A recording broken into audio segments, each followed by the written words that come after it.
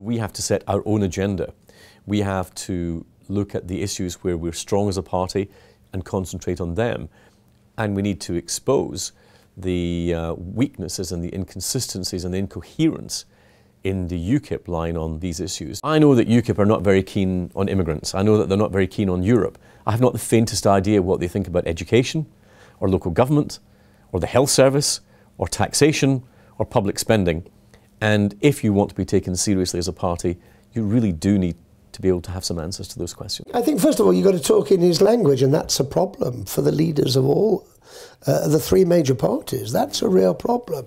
These are all people who have been university students, researchers in the House of Commons or for some other organisation, special advisors here, and members of Parliament in their early 30s without having any knowledge whatsoever about what it's like to earn your living in the real world. We've got to smack him in the face too. What I mean by smacking the face is, don't come back with me, Farage.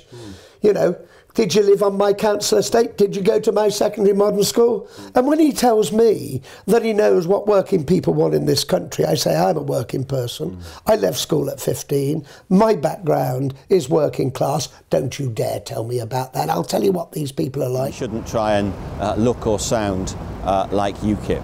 Ukip is an angry party, appealing to angry people, and people may well have reasons to be angry, but the way to solve that is to take away the reasons to be angry, not to sound a bit like Ukip ourselves. If we try and become Ukip light, then there's the genuine article on offer. So I think, apart from that, it's wrong to do it. I think it would be politically foolish to do it as well. I think there is considerable dissatisfaction in the public at large with the performance of governments going back over a long period of time.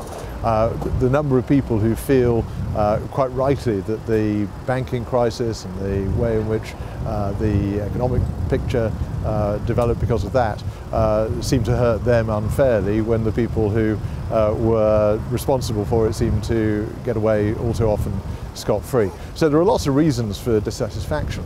I think we should be making it clear that we have answers and responses to those things, not running after other parties. I think we've got to actually deal with the situation which it confronts us, which is that immigration is actually far too great. But by the same token, we have also to use the Conservative capacity to be able to change the legislation through government in order to make the changes that are needed in our national interest. It's actually quite simple. The question is, have they got the political will to do it?